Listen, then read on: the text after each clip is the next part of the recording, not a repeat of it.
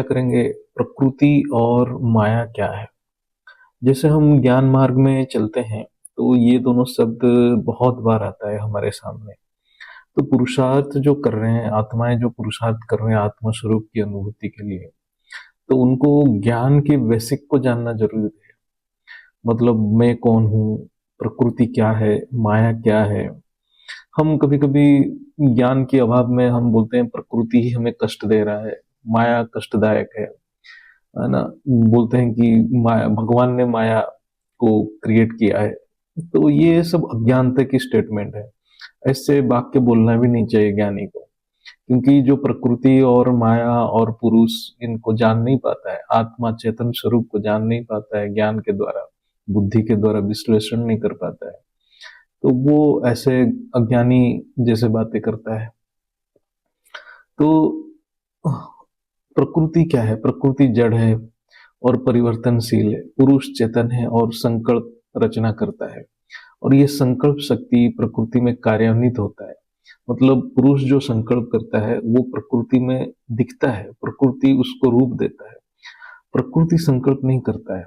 जिसके इच्छा है, इच्छा शक्ति आत्मा का रहता है, वही संकल्प करता है। प्रकृति का कोई इच्छा ही नहीं है, वो केवल पुरुष के संकल्प को मैनिफेस्ट यानी रूप देता है, कार्य रूप में लाता है।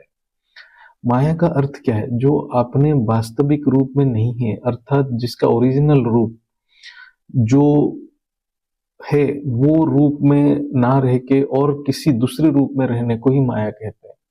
मतलब ओरिजिनल स्वरूप में ना रह के वो दूसरे कुछ अन्य स्वरूप में रहता है, उसी को माया कहते हैं। तो इस यहाँ पर समझना बहुत जरूरी है कि जो प्रकृति जो है वो अपना रूप बदलता है। ये जो प्रकृति परिवर्तनशील है और ये हर पल रूप बदलता है, यानी ये माया का कार्य कर रहा है। तो इसका कारण भी समझना पड़ेगा, क्यों प्रकृति रूप बदलता है। हर कार्य का कारण है, कारण जानोगे तो निवारण कर पाएंगे। माया यानी जो यथार्थ रूप में नहीं है, उसी को माया कहते हैं। ये हम जब बोलते हैं ब्रह्म सत्य जगत मिथ्या, तो ये मत सोचो कि जगत यानी सृष्टि का अस्तित्व नहीं है। सृष्टि उतना ही वास्तविक है जितना ब्रह्म है, लेकिन सृष्टि परिवर्तनशील है। एक साधक कितना भी ये बात बुद्धि में बिठाए कि अहम ब्रह्मास्मि, लेकिन शरीर में जब कष्ट होगा, जब उसके मन में दुख होगा, तो वो बेचैन हो जाता है, अस्थिर हो जाता है। क्योंकि ये जो शरीर का कष्ट भी उतना ही वास्तविक है जितना आत्मा भी वास्तविक है। आत्मा वो कष्ट को महसूस करता है, वो दुख को महसूस करता है। उस शरीर में जो संवेदना होता है, मन में जो संवेदनाएं होता है, उसको आत्मा महसूस कर सकता है। तो हम जो माया को मिथ्या बोलते हैं, ब्रह्म सत्य जगत मिथ्या बोलते हैं, तो वहां माया वास्तविक है, लेकिन मिथ्या इसलिए है कि वो अपने ओरिजिनल स्वरूप में नहीं है, वो व्यक्त रूप में है। वो एक समय अव्यक्त था, वो प्रकृति वो व्यक्त हो चुका है। इसका मतलब ब्रह्म चेतना जितना सत्य, माया भी उतना अस्तित्व में रहती है। इसलिए प्रकृति माया रूप में प्रकट हुआ है, वो पुरुष का एक अभिन्न अंग है। इसलिए हमारा सनातन शास्त्र में कहा गया है, सर्व खलबिदं ब्रह्म, यानी सब कुछ ब्रह्म से ही उत्पत्ति हुआ है। सच में माया क्या है? क्या प्रकृति माया है? थोड़ा हम चिंतन करेंगे तो ये प्रकृति जड़ है, इसकी कोई इच्छा ही नहीं है, वो कैसे माया हो सकता है? प्रकृति पुरुष के संकल्प से ही परिवर्तन हो रहा है। अर्थात जब चेतन पुरुष यानी आत्मा इच्छाओं से प्रवृत्त होकर, यानी भोग के आवेश में संकल्प करता है, यानी अज्ञानता बस में जो भी संकल्प करता है, तो प्रकृति उस संकल्प को पूरा करने के लिए, रूप देने के लिए परिवर्तित होता रहता है। तो प्रकृति का मूल रूप में ना रहना का कारण है पुरुष का अज्ञानता। पुरुष का अज्ञानता बस में जो संकल्प, संकल्प से ही प्रकृति का परिवर्तन होता है। असल में चेतन पुरुष की अज्ञानता ही माया है।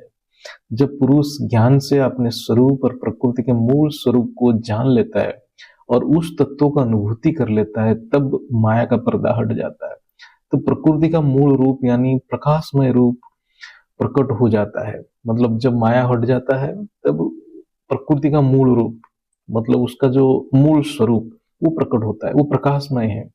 और पुरुष और प्रकृति एक है, वो ज्ञान पुरुष, चेतन पुरुष को पता चल जाता है, वो अज्ञानता से बाहर निकल आता है।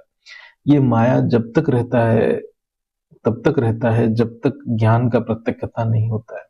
यानी केवल ये जानने से काफी नहीं कि पुरुष और प्रकृति एक है, ये तो सिर्फ शब्द में है, लेकिन इस ज्ञान को अंतःकरण में प्रत्यक्ष करना, वो प्रकृति के प्रकाशमय स्वरूप को प्रत्यक्ष रूप में देखना ही ज्ञान का प्रकट होना है।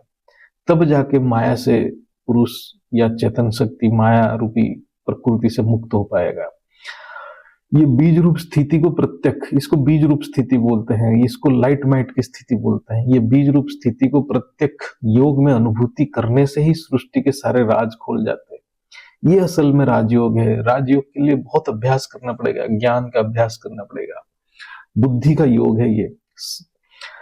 असल में बेहद की ज्ञान में समझा जाए तो प्रकृति ही व्यक्त है, प्रकृति ही अव्यक्त से व्यक्त बनता है। यानी जो एक समय में अव्यक्त था, प्रकाशमय था, आज वो व्यक्त बन गया है। और फिर व्यक्त से अव्यक्त बनने को ही परिवर्तन कहते हैं। जो परिवर्तन की बात हम करते हैं, विश्व परिवर्तन, स्व परिवर्तन, मतलब हमारे जो प्रकृति जब अव्यक्त रूप में, प्रकाशमय रूप में प्रकट हो जाएगा, परिवर्तित हो जाएगा, उसी को असल में स्व परिवर्तन कहते हैं। क्योंकि पुरुष चेतना अपरिवर्तनशील है, यानी ये हर समय अव्यक्त रहता है, पहले भी था, आज भी अव्यक्त है। जब पुरुष ज्ञान को धारण कर लेता है तो उसके लिए व्यक्त प्रकृति अव्यक्त हो जाता है। असल में प्रकृति प्रकाशमय है। उस बात को ज्ञान से अनुभव करना ही ज्ञान का सार है। जो प्रकृति आज हम देख रहे हैं ये प्रकाश ही है।